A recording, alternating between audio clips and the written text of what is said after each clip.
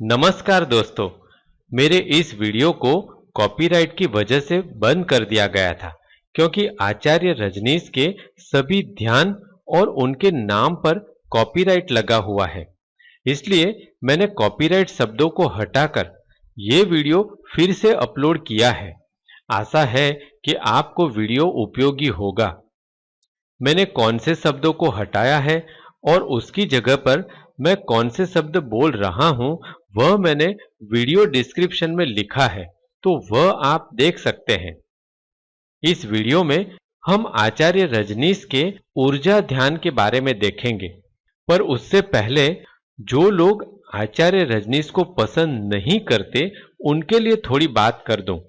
इसके पहले मैंने आचार्य रजनीश के सफाई ध्यान यानी कि ऊर्जा बढ़ाकर शरीर को साफ करने के ध्यान के बारे में वीडियो रखा था। उस वीडियो को काफी लोगों ने नहीं देखा और मुझे मैसेज भी किए कि आप आचार्य रजनीश के बारे में क्यों बोलते हो। बहुत लोग ऐसे हैं जो आचार्य रजनीश को पसंद नहीं करते। उसका एक कारण ये भी है कि आचार्य रजनीश ने संभोग के बारे में काफी कुछ कहा है। अब मेरा कहना सिर्फ इतना है कि आचार्य रजनीश ने जो ध्यान विधियां बताई है वह दवाई जैसी है। जैसे कोई डायबिटीज, प्रेशर, कैंसर वगैरह की दवाई लेता है, पर उसे पता नहीं होता कि वह दवाई किसने बनाई है। ना ही उसे ये पता होता है कि वह दवाई बनाने वाले की जात, धर्म, देश क्या था, और ना ही उसे दवाई बनाने वाले का नैतिक जीवन कैसा था, उससे कोई लेना देना है। उसकी एक पत्नी थी कि बहुत सारी, उसे कुछ पता नहीं, फिर भी वह उस दवाई का उपयोग करता है। उसी तरह से मन के जगत में जो बीमारियां हैं, उसे ठीक करने के लिए आचार्य रजनीश ने ये सब ध्यान विधि बनाई है। आजकल शरीर को थिरका कर बीमारी निकालने के लिए ट्रॉमा रिलीज एक्सरसाइज करके नई विधि भी ऑल्टरनेटिव थेरेपीज में आई हुई है। वह भी आचार्य रजनीश की दी गई विधि जैसा ही है। तो हमें सिर्फ वह विधि से मतलब रखना चाहिए, ना कि विधि बनाने वाले से।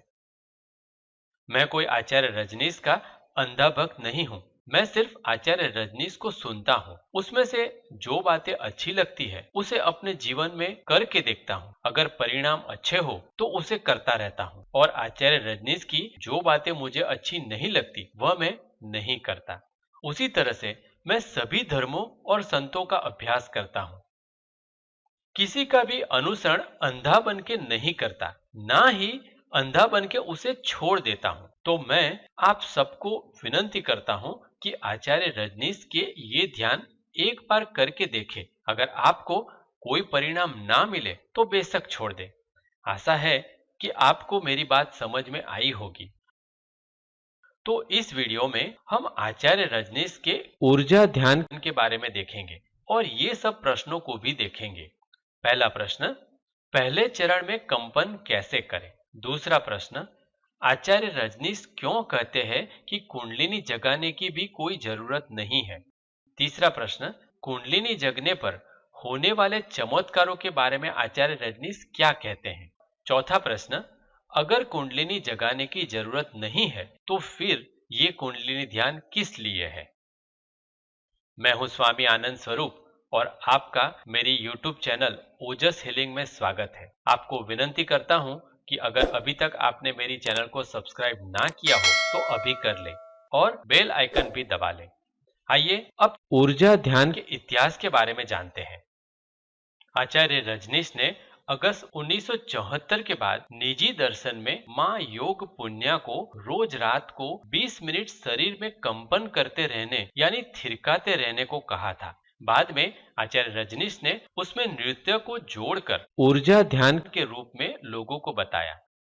शुरू में पहला चरण 10 मिनट करना होता था, पर बाद में सभी चरण को 15-15 मिनट के कर दिए गए। आचार्य रजनीश निजी दर्शन में या माँ योग लक्ष्मी के द्वारा ही लोगों को ध्यान विधि के बारे में बताते थे। इसलिए जहाँ तक मुझे पता है, आचार्य रजनीश का ऐसा कोई प्रवचन नहीं है जिसमें वह खुद ऊर्जा ध्यान करवा रहे हो। पर ऊर्जा ध्यान करने पर होने वाले प्रश्नों पर उन्होंने चर्चा की है, उसमें से हमें विधि पता चलती है। तो आइए अब ध्यान की विधि के बारे में देखते हैं। जैसे आप जानते ही हैं कि कोई भी ध्यान करने से पहले हमें अपने आप को प्रोटेक्ट करने के लिए परम ऊर्जा से विनती करनी होती है कि मैं पूरी तरह से अपने आप को तेरे हाथ में छोड़ता हूँ। तो पहले 2 मिनट के लिए आंख बंद करके हाथ जोड़कर संकल्प कर ले। मैं प्रभु को साक्षी रखकर संकल्प करता हूँ कि ध्यान में अपनी पूरी शक्ति लगाऊंगा। हे परम ऊर्जा, मैं तेरी ऊर्जा की प्रतीक्षा करता हूँ।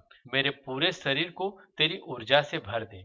मैं प्रभु को साक्षी रखकर संकल्प करता हूँ कि ध्यान में अपनी पूरी शक्ति लगाऊंगा। हे परम ऊर्जा, मैं तेरी ऊर्जा की प्रतीक्षा करता हूँ। मेरे पूरे शरीर को तेरी ऊर्जा से भर दे।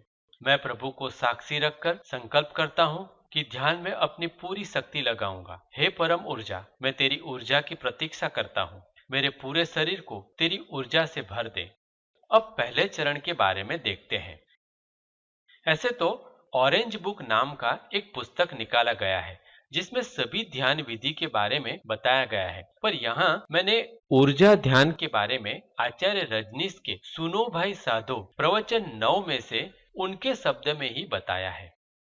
आचार्य रजनीश पहले चरण के बारे में कहते हैं, पहले 10 मिनट तुम शरीर को कंपाते हो। कंपाने का अर्थ है कि जो जो ऊर्जा जहां जहां दबी पड़ी है वहां पिघल जाए, जहां जहां रुकी पड़ी है वहां वहां से गतिमान हो जाए। अगर तुमने ठीक से शरीर को 10 मिनट संपूर्ण भाव से कंपाया तो सारी दबी हुई ऊर्जा प्रकट हो जाएगी, बहने लगेगी। इसका मतलब हुआ कि पहले चरण में जैसे संगीत शुरू होता है, हमें अपने शरीर को एकदम ढीला छोड़ देना है और थिरकाना नहीं है, पर थिरकन आए वहां तक प्रतीक्षा करनी है। जैसे शरीर थिरकने लगे तो उसे थिरकने में सहाय करनी है। यहाँ मैंने कॉपीराइट की वजह से दूसरा संगीत बजाया है, पर आप आचार्य रजनीश के ऊर्जा ध्यान का संगीत इंटरनेट से डाउनलोड करके उससे ध्यान कर सकते हो।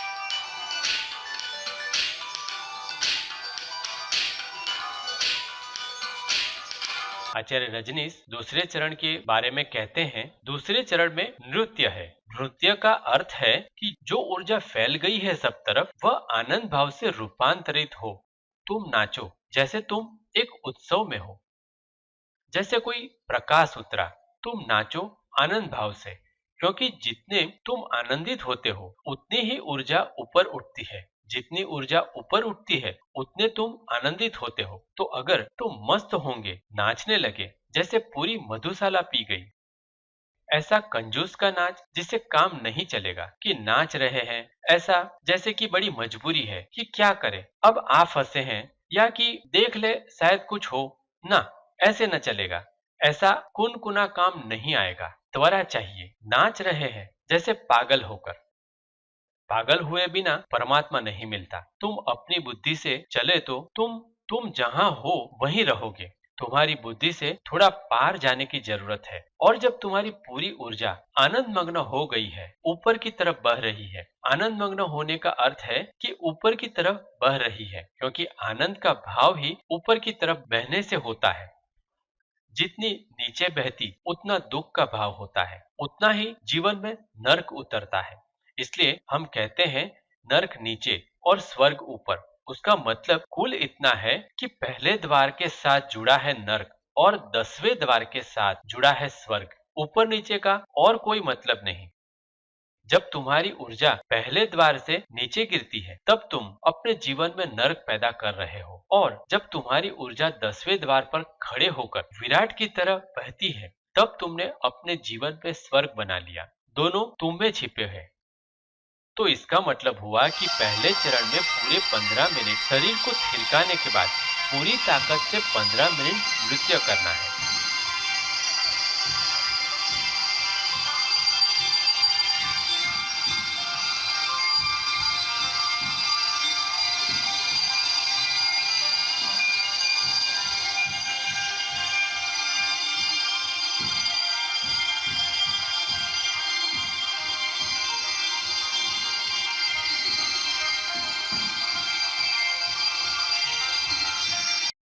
आचार्य रजनीश तीसरे चरण के बारे में कहते हैं, जब ऊर्जा प्रवाहित हो रही है और तुम आनंद मग्न हो तब ठहर कर खड़े हो जाना या बैठ जाना, ताकि ऊर्जा को अब पूरा मौका मिल जाए प्रवाहित होने का। बैठ जाना उपयोगी है ताकि सिर्फ रीढ़ बचे, सारा शरीर खो जाए, सिर्फ रीढ़ बचे, ऊर्जा ऊपर जाए और सारी रीढ़ में संग्रहित हो जाए। तो इसका मतलब ये हुआ कि पूरे 15 मिनट नृत्य करने के बाद सीधी रीढ़ के साथ बैठ जाना है और पूरे 15 मिनट बैठे ही रहना है।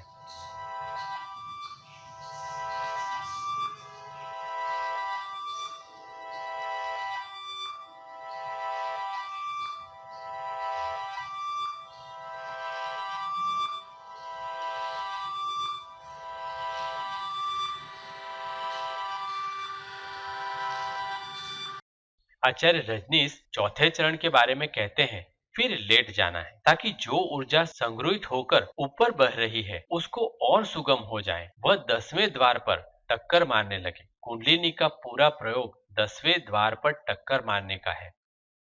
तो इसका मतलब ये हुआ कि तीसरे चरण में 15 मिनट बैठने के बाद लेट कर 15 मिनट प्रतीक्षा करनी है।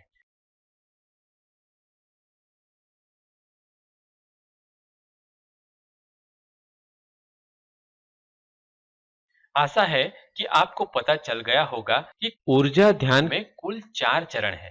पहले चरण में 15 मिनट अपने से कंपन करनी नहीं है, पर शरीर में कंपन को होने देना है। जब शरीर पूरी तरह से कंपन से भर जाए, तब दूसरे चरण में 15 मिनट पूरी ताकत से नाचना है।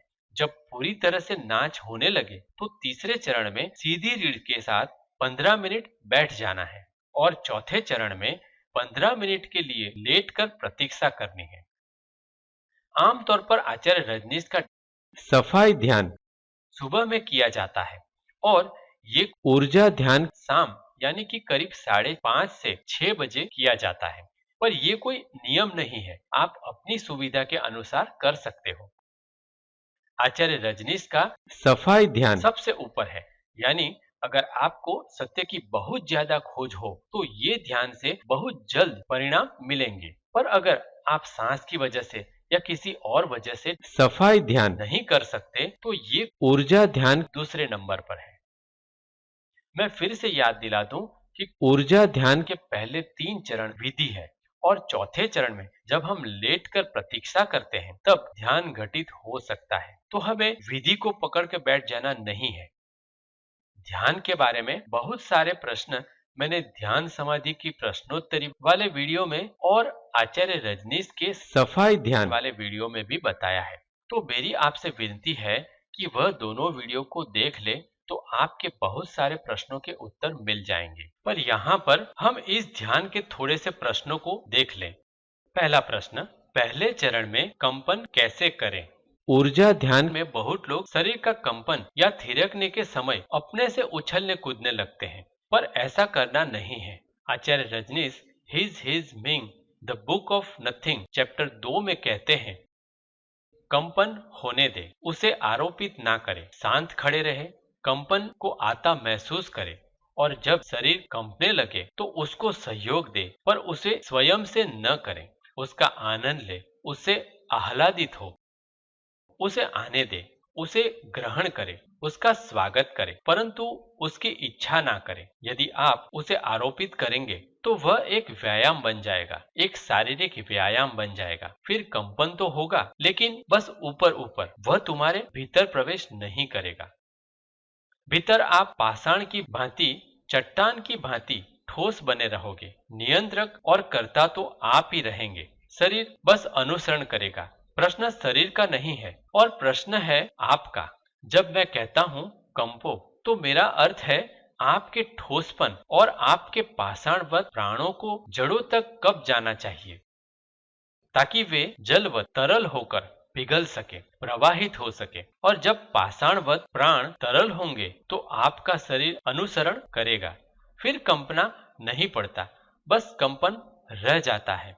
फिर कोई उसे करने वाला नहीं है, वह बस हो रहा है, फिर करता नहीं रहा। तो इसका मतलब हुआ कि शरीर में कंपन को होने देना है, उसे करना नहीं। दूसरा प्रश्न, आचार्य रजनीश क्यों कहते हैं कि कुंडलिनी जगाने की भी कोई जरूरत नहीं है? बहुत लोग ऐसा सोचते हैं कि कुंडलिनी जगा लेंगे तो बहुत फायदा हो जाएगा, फिर इस दुनिया में हम जो करना चाहे कर सकेंगे, पर असल में कुंडलिनी जगाने से ऐसा कोई आध्यात्मिक फायदा नहीं होता, वरन कुंडलिनी की सिद्धियां आध्यात्मिक मार्ग में बाधा रूप है। वह सारी बात मैंने चक्रों वाले वीडियो में बताई है, पर यहाँ आचार्य रजनीश अपने प्रवचन झरत 10वें दिन मोती के प्रवचन 14 और 16 में जो कहते हैं वह मैं पढ़ देता हूँ। आचार्य रजनीश कहते हैं, कुंडलिनी जगाने की भी कोई जरूरत नहीं। कुंडलिनी जगाने का भी एक शास्त्र है, लेकिन उससे गुजरना आवश्यक नहीं है। जीसस बिना उससे गुजरे पहुंच गए, बुद्ध उससे बिना गुजरे पहुंच गए, महावीर पहुंच गए। उस रास्ते से जाना आवश्यक नहीं है, और उस रास्ते से जाना खतरनाक भी है, क्योंकि शरीर की प्रसुप्त शक्तियों को छेड़ना खतरे से खाली नहीं है। अच्छा तो यह है कि उन्हें बिना छेड़े गुजर जाओ। उन्हें छेड़ने का सबसे बड़ा खतरा तो यह है कि हो सकता है कि तुम फिर उन पर काबू न पा सको। तुम्हारे भीतर इतना बड़ा विस्फोट हो कि तुम्हारी समझ के बाहर पड़ जाए, और समझ के बाहर पड़ ही जाएगा, और तुम अगर नियंत्रण न पा सको तो विक्षिप्त हो जाओगे। आगे कहते हैं, कुंडलिनी जगाने का अर्थ होता है कि जो ऊर्जा काम केंद्र पर सोई हुई है उसे उठाकर मस्तिष्क में चढ़ा लो। यह खतरनाक धंधा है, क्योंकि खोपड़ी में वैसे ही काफी उपद्रव मचा हुआ है। वही तो तुम्हारा पागल खाना है। और काम ऊर्जा को भी वहां ले जाओ तो तुम विक्षिप्त हो सकते हो। कुंडलिनी जगाने वाले अधिक लोग विक्षिप्तता में पहुंच जाते हैं। आगे कहते हैं, मुझे ऐसे कई लोगों को मिलाया गया है जो सिर्फ विक्षिप्त है, जिनको मानसिक चिकित्सा की जरूरत है। उनकी बुनियादी भूल वही है जगदीश जो तुम करना चाहते हो। और एक दफा मस्तिष्क में ऊर्जा तुम्हारी सामर्थ्य के बाहर पहुंच जाए तो तुम क्या करोगे? तुम्हारे बस के बाहर बात हो जाएगी। कुंडलिनी जगाने की कोई आवश्यकता नहीं है। यहाँ भी हम ऊर्जा ध्यान करते हैं, लेकिन प्रयोजन कुंडलिनी जगाना नहीं है। प्रयोजन कुछ और है।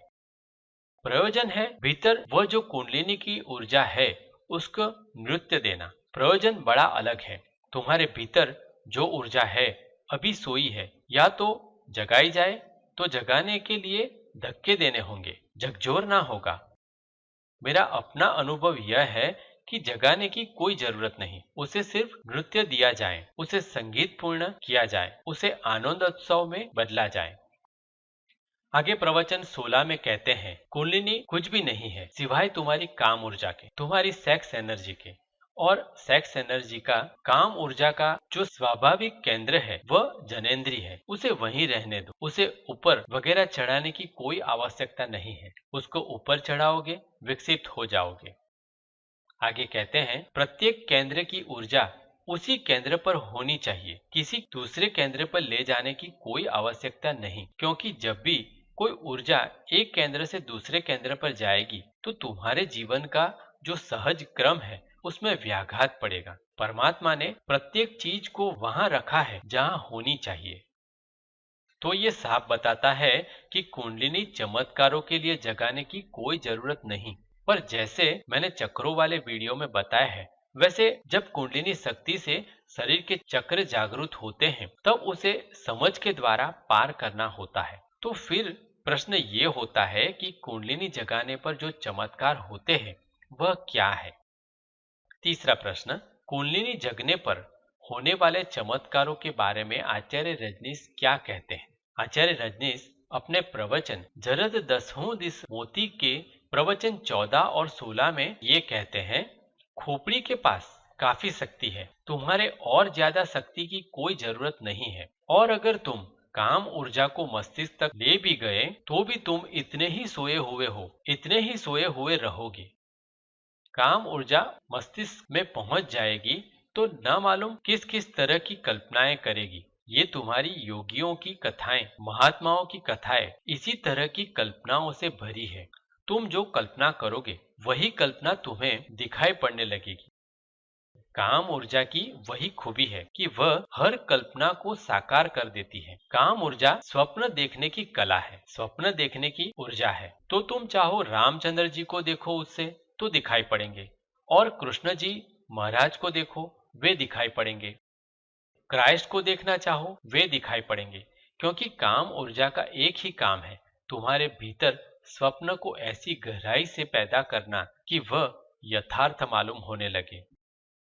आगे कहते हैं, मगर ये सब 2-4 दिन की बात है। वह काम ऊर्जा की खूबी है कि वह जब आंखों पर छा जाती है तो तुम्हें कुछ कुछ दिखाई पड़ने लगता है। तुम जो देखना चाहो वह दिखाई पड़ने लगता है। क्यों लोगों ने काम ऊर्जा को मस्तिष्क तक ले जाना चाहा? सबसे पहले वह कल्पना क्यों उठी? इसलिए उठी क्योंकि फिर तुम्हें जो देखना हो तुम देख सकते हो। फिर कृष्ण जी को देखो, सामने खड़े हैं, मुस्कुरा रहे हैं, बात करो, जवाब भी देंगे। तुम ही दे रहे हो जवाब, तुम ही कर रहे हो प्रश्न। बेचारे कृष्ण जी का इसमें कुछ हाथ नहीं है। मगर तुम्हारी काम ऊर्जा मस्तिष्क तक पहुंच गई है। अब तुम जो भी कल्पना करोगे वह साकार मालूम पड़ेगी। वह आध्यात्मिक किस्म की भ्रांतियों में भटकना है। सत्य को जानने के लिए समस्त कल्पनाओं का गिर जाना जरूरी है। कल्पना मात्र का गिर जाना जरूरी है। मस्तिष्क से विचार, धारणा सब विलीन हो जाने चाहिए। मस्तिष्क बिल्कुल कोरा हो जाना चाहिए। तब तुम जान सकोगे वह जो है। तो इस सब का कुल मतलब ये हुआ कि आध्यात्मिक मार्ग में आगे बढ़ने के लिए हमें कुंडलिनी जगाने के उल्टे पुल्टे तरीके करने की कोई जरूरत नहीं। पर जब ध्यान से कुंडलिनी जगती है तब उससे मिलने वाली सभी शक्तियों को हमें छोड़ देना है। अगर उस शक्तियों का उपयोग करने की कोशिश की तो हम देवलोक में फंस जा सकते हैं। जब सब कुछ शून्य होगा तभी मोक्ष या निर्वाण मिलेगा, नहीं तो हम कुंडलिनी के चमत्कारों में फंस कर रह जा सकते हैं। चौथा प्रश्न, अगर कुंडलिनी जगाने की जरूरत नहीं है तो फिर ये ऊर्जा ध्यान किस लिए है? इसके उत्तर में आचार्य रजनीश अपने प्रवचन जरत दसहूं दिस मोती के प्रवचन 14 में कहते हैं, यह कुंडलिनी जगाने की पुरानी प्रक्रिया नहीं है, वह कुंडलिनी को नृत्य देने की प्रक्रिया है। वह बात ही और है। तो अगर तुम्हें कुंडलिनी जगाना है तो भैया कहीं और। अगर कुंडलिनी को नृत्य देना है तो यहाँ यह घटना घट सकती है और फासले बहुत है। कुंडलिनी को नृत्य मिल जाए, भीतर की ऊर्जा नाचने लगे तो कोई खतरा नहीं है। तुम विकसित कभी नहीं होोगे, तुम और भी ज्यादा स्वस्थ हो जाओगे। तुम्हारी विक्षिप्तता कुछ होगी तो समाप्त हो जाएगी और तुम्हारे अहंकार को कभी बल नहीं मिलेगा कि पानी पर चलकर दिखा दूं, कि बादल में आकाश में बैठकर दिखा दूं, कि हवा में उड़कर दिखा दूं। क्योंकि अहंकार मिटेगा तभी वह नृत्य होगा और जब भी अहंकार वापस लौटेगा तुम वह कर ही नहीं पाओगे। यह तुम्हारे अहंकार के वश में नहीं होने वाली बात। आगे कहते हैं, पतंजलि ने जब सूत्र लिखे थे वह समय को 5000 साल बीत गए। 5000 साल में आदमी को बहुत कुछ अनुभव हुए हैं। पतंजलि खुद भी अगर आज वापस लौटे तो मुझसे राजी होंगे, क्योंकि 5000 साल में जो मनुष्य को अनुभव हुए हैं पतंजलि को उसका भी हिसाब रखना पड़ेगा। उनके आधार पर फिर से योग सूत्र लिखना होगा। बुद्ध को 2500 वर्ष हो गए, महावीर को हुए 2500 वर्ष हो गए। काफी समय है यह। दुनिया बैलगाड़ी से जेट विमान तक पहुंच गई। मनुष्य वैसा ही नहीं रहा जैसा था। और इस बीच हमने जो अनुभव किए हैं उन अनुभवों ने हमें बहुत कुछ सिखाया है। मैं जो भी ध्यान की प्रक्रिया दे रहा हूँ वे अधुनातन है। अगर पुरानी प्रक्रियाएं भी उपयोग कर रहा हूँ तो उसमें से उस सब को काट दिया है जिससे तुम्हें खतरे हो सकते हैं, और उस सब को जोड़ दिया है जो कि इन 2500-3000 सालों में अनुभव से जोड़ा जाना चाहिए। यह एक अभिनव प्रयोग हो रहा है। आगे कहते हैं, इसलिए तुम मेरे शब्दों को ठीक पुराने अर्थों में मत लेना, नहीं तो तुम मुझे नहीं समझ पाओगे। तुम कुछ का कुछ समझ लोगे। तुम वंचित ही रह जाओगे उस अनूठे प्रयोग से जो यहाँ चल रहा है। तो उसका मतलब ये हुआ कि ऊर्जा ध्यान ऊर्जा को ऊपर चढ़ाने का ध्यान नहीं है, पर उसे फैलाकर शरीर के सभी चक्रों में से गुजारना है। और सभी चक्रों में से जब कुंडलिनी शक्ति गुजरती है तो उससे बहुत सारे अनुभव होते हैं। वह सब को हमें छोड़ देना है और ये देखना है कि सत्य क्या है। अब अगर सारांश देखें तो आचार्य रजनीश अपने प्रवचन I say unto you volume 2 chapter 6 में कहते हैं, डायनेमिक कुंडलिनी, नटराज, नादब्रह्म ये कोई ध्यान नहीं है, पर ध्यान को उतरने की तैयारी है। ये विधि से जब तुम सजग हो जाते हो तो ध्यान उतर सकता है।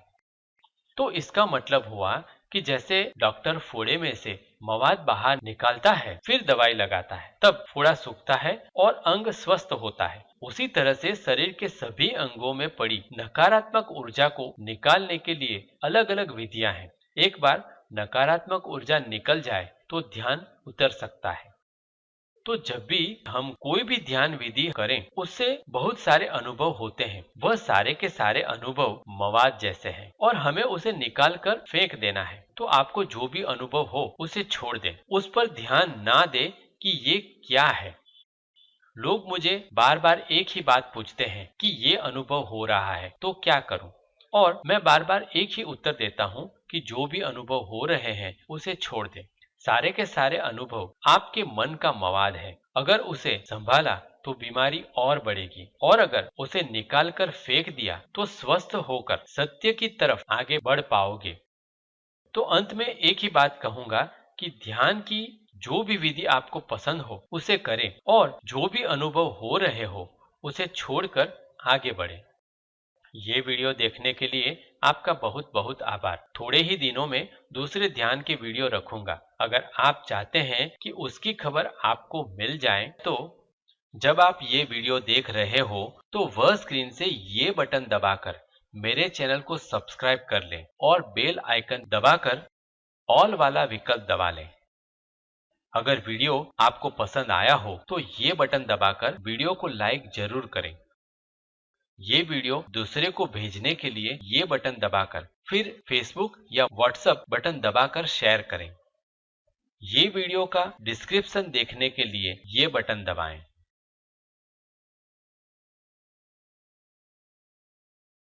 अगर आपको कोई प्रश्न हो तो वीडियो को थोड़ा ऊपर स्क्रॉल करके